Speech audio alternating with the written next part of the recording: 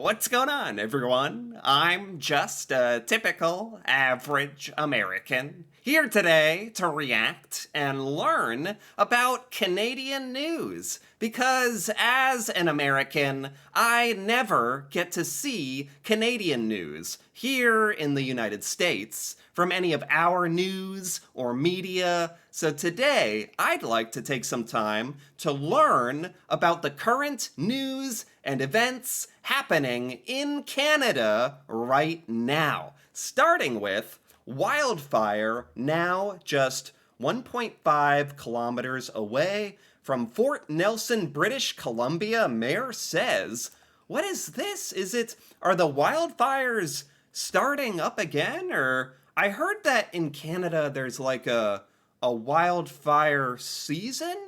Is this sort of thing starting to happen?" Oh, look at this next article. Firefighter recruitment and retention top of mind as Quebec heads into wildfire season. Exactly. Okay. Oh my gosh. Some of the top two articles are about wildfires in Canada. That is really sad to hear about. This is a really major problem that Canada has been facing. I think Canada has been facing this wildfire problem for a long time, but it was never something that us Americans knew about or heard about until last year when a lot of the wildfire smoke like came down into the United States and into New York, I remember. And a lot of Americans were like, "What the heck is going on, Canada?" And it's like, no, like this is like a major issue for Canada and really deserves our sympathy. All hands on deck, keeping flames away from high fuel sources. Oh my God. So, what, the wildfires in British Columbia might reach Fort Nelson. Is Fort Nelson where there's high fuel areas? That's terrifying. Absolutely terrifying. What? It's 1.5 kilometers away. That's extra. That's really, really close, isn't it? Oh my God. Winds are pushing the fire towards Fort Nelson throughout the day. The wildfire grew to nearly 53 square kilometers as of Sunday evening. Wow. Wow, wow, wow, wow. My heart really goes out to the Canadians out there suffering from this. Like this is terrifying even just like sitting here where I am in the United States, like from my chair. I'm like, "What?" I can't even fathom like this personally affecting my life. That's absolutely tragic. Like seriously, I know it destroys people's homes, livelihood. This is in British Columbia. It's in Quebec. Man, I don't know what you can really do about this, right? Except recruit more firefighters, as they're saying here. And I'm sure Canada has gotten very, very good. Unfortunately, been forced to get good at combating these wildfires when they happen. But oh my God, I think a lot of Americans don't really realize or already forget how big of a problem this is in Canada. Wow, wow. I remember trying to learn about this back when it was big news here in America, and it has a lot to do with really dry climate in parts of Canada and temperatures, and sometimes the fires are started by nature, sometimes by humans by accident, and it's a whole thing. Okay, let's keep going here. Black man who borrowed father's BMW questioned, forcibly arrested outside of Gatineau home. What is this about? 31-year-old alleges racial profiling. Gatineau police say use of force was necessary. Oh wow, this is like a racial profiling case. This is something you hear about, I don't want to say all the time, but it's not that unusual to hear some kind of story like this here in America. So I'm really shocked to hear this happened in Canada. Um, Gaddafi just opened the door of a black BMW on the driveway of his home in Quebec when a police cruiser made a U turn It was Sunday morning. Two officers stepped out. One questioned him, "Is this your car?" Well, that already is kind of annoying, right? It feels like is it it's not just random chance that the police like stop, turn around, come back, and are like, what they say? They say, "Is this your car?" Like, like I've never had the police stop and turn around and be like, "Is that your car?" Like that's never happened to me, you know. He said no, it's his father's car. His father lives across the river, and regularly lends the BMW to his 31-year-old son. So this is a really nice car, uh, because God forbid a black man could never possibly have a nice car in his driveway. Is that just unfathomable? Is that just preposterous? What is this? The officer said he looked suspicious getting into the car. How do you look? Oh man, yeah, this is really bad. Okay, I'm thinking this is starting to be something racial. Possibly. It from this article anyway, it feels that way. Shortly after that, he found himself forcibly arrested for reasons that remain unclear. He was arrested? The police slammed him against the garage, punching him in the back of the head and kicking his leg. What? Wait, what? Is this like a big news story in Canada? Because this would be a big story in America. In his view, the force was unreasonable. Well, this just doesn't make any sense. He said after an officer pushed his face to the pavement, pressed a knee on his back, making it difficult to breathe. Obviously, this is in the same like neighborhood of the whole George Floyd fiasco that happened in America. Um, he said it made him feel humiliated, certainly, and that the encounter stemmed from racial profiling. Well, I don't understand why they slammed him against his garage and punched him in the back of the head and tackled him to the ground and put their knee on his back. Unless, like, if he was just talking to them, I feel like there has to be something missing from this story. If they really just thought he looked suspicious for no reason and was asking him about his car, then something words were exchanged and he ended up pushed into a wall and pushed onto the ground. If that's how it really went down, then he could obviously like sue them for millions of dollars, which I hope he does. Um why did they like arrest him though? I feel like there's something missing from this story. Did he do something? Did he physically do something or indicate something to the police? Did he say something else? Cuz that response by the police like just seems so outrageous and unreasonable. Um I hope something's missing here. Otherwise, I just lost a lot of faith in those particular Canadian policemen. I don't know. That's crazy. Uh, what else do we have here? Oh my gosh. Ontario will need tens of thousands of new nurses and PSWs by 2032. What's this about? Is there a nursing shortage in Ontario or Canada? Government caught government fought to keep figures secret? Like to keep the nursing shortage numbers a secret? That's terrifying. Wait, what is going on in this crazy world today? I swear, there's enough crazy stuff going on here in America. I kind of look towards the Canadian news as maybe a beacon of hope or a rationality, and I'm not really getting it today, unfortunately. Ontario will need 33,000 more nurses and 50,000 more personal support workers by 2032. The government projects figures that they tried to keep secret, but were obtained by the Canadian press. Why was the Canadian government trying to keep this a secret so people don't panic? Well, maybe we should be panicked. Maybe it's okay if we're a little worried about some of like things that are really happening, so that we can plan for the future.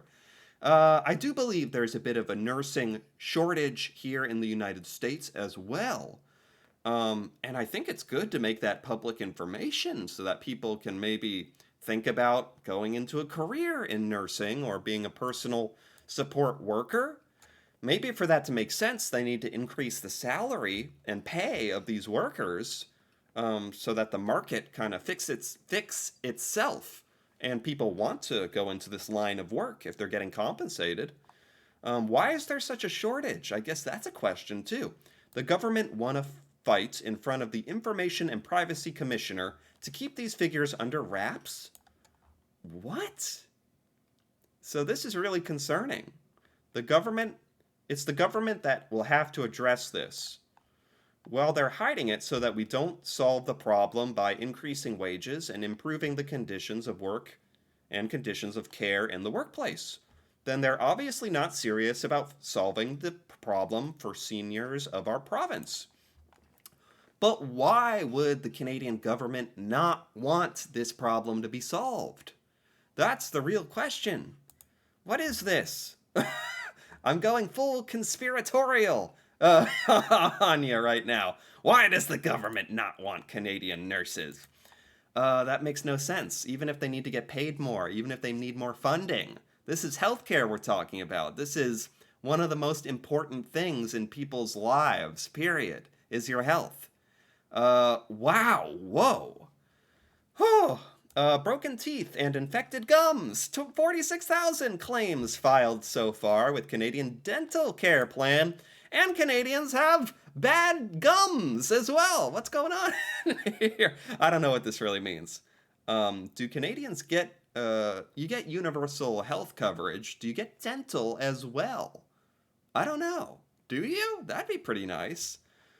Oh my gosh. Okay, let's keep going here. Driver in deadly highway crash east of Toronto was under court order not to drive. I remember this. This was from the Canadian News that I did last week. This story about the crash on the Toronto highway that left a grandchild and grandparents dead. It was extraordinarily tragic. So sad. The driver was not supposed to be driving. Well, obviously they were a really, really terrible driver. They had robbed something and they were fleeing the police, driving down the wrong side of the highway. They weren't even allowed to be driving. The driver of the cargo van involved in the wrong way crash on the 401 east of Toronto was under court order not to be behind the wheel. That's just like kicking you when you're down. Like, none of it really matters now. That criminal died in the crash as well. This is just sad, like, details. Like, none of it even really matters, because this person will never be brought to justice, really, because they died in the crash, and there's not going to be any justice for that family that lost their child and parents. Like, dear God. Yeah, this is just like insult to injury. That person wasn't even allowed to be driving as well. Wow. This week's most compelling Canadian images. Oh, the Northern Lights, the Aurora Borealis, right? This was a thing. Yeah. Could a lot of Canadians see the Northern Lights this weekend, right? This past weekend? Because of the solar flare or whatever on Earth was going on.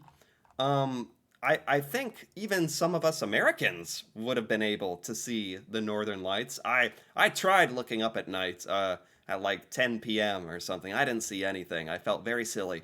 But I think for some of the really northern states and a lot of the Canadian provinces, couldn't you see Northern Lights with the naked eye? Even that's awesome. Okay. Uncertainty clouds Toronto's bid to decriminalize drugs. Decriminalize drugs? What is this? Like what drugs? Like all drugs? People in Toronto can just do the drugs, all of them. Political debates over British Columbia's backtracking on the issue have hurt Toronto's application. Toronto submitted an application to decriminalize drugs. What's that about? What's the thought behind that? You want like tons of drugs and stuff in Toronto? I don't get it. Am I missing something? The safe injection kits given out to drug users. Safe injection kit. These are given to drug users in Toronto. It what is this? They have syringes, metal cookers, and alcohol swabs. What? I feel like I'm in the Twilight Zone. What is this? Pete, you give this to drug users, drug addicts, in Toronto to do drugs? Am I understanding correctly? Am I missing something? Seriously. What? It says safe injection kit so that they're safer.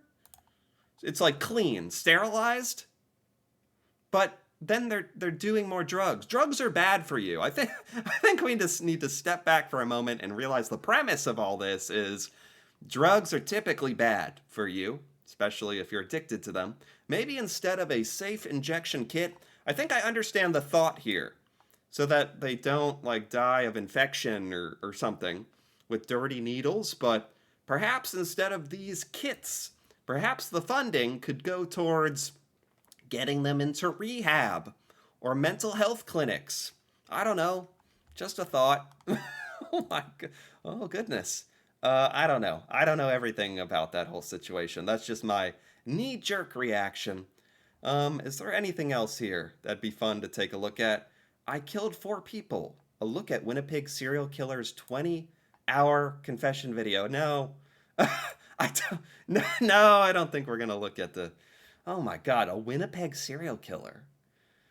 Oh my gosh. Oh, you know what else I wanted to look at? There was, for once, some news from Canada that reached the American news cycle. This is a very rare occurrence, and it had to do with Drake. Something happened with Drake, right? That's all I heard. Something happened with Drake at his house. I don't know what happened. A man was hospitalized with serious injuries after a shooting outside rapper Drake's home in Toronto. Is Drake okay? There's no way Drake was shot. I feel like I would have heard about that. There is a shooting outside his home? It's tough to be like us that famous and just have a home in a major city like Toronto, huh? Does he have some big walls or something at least? Oh my god. Paramedics told reporters the man's injuries are not life-threatening. What? There was a shooting at Drake's house, really? Like literally? At 2 a.m. What? The perpetrator was shot by an unidentified gunman and fled the scene? Someone at Drake's house was shot by someone driving by, or who fled in a vehicle. And then I think there's more articles about this. The day after an unidentified assailant shot a security guard at Drake's Toronto home. Security guard at Drake's home was shot. The intruder has been arrested? Oh, they caught him for trying to gain access to the property. They came back. They shot one of Drake's security guards and then came back and then got caught. Well, good. Toronto police have confirmed that they returned to the rapper's house at 2 p.m. to arrest the intruder. They were attempting to gain access to the property? Oh my god. This person's out of their mind. And they were definitely trying to kill Drake. Like, seriously. Like, that's terrifying. Thank God they got caught. They tried to come back after shooting the security guard on a different day. Oh my goodness. And you know what? I think with that, I think we're at the end here. That was a really interesting couple of news headlines for the Canadian news this week. Oh my God. Mostly, unfortunately, pretty tragic and crazy stuff happening. But sometimes that's just what's in the news, you know? The good, wholesome stuff isn't always the major headlines or covered at all, unfortunately. So I am happy to be a little more on top of what's going on in Canada, but my God. But anyway, if you enjoyed this video, feel free to give it a like or leave a comment with your thoughts on any of this Canadian news here today, or any other Canadian news stories that I might have missed that you think are important. That'd be very great to hear about too. And if you're interested in more videos like this, me reacting to Canada and Canadian culture, feel free to subscribe for more. And until then, thanks for watching and see you next time.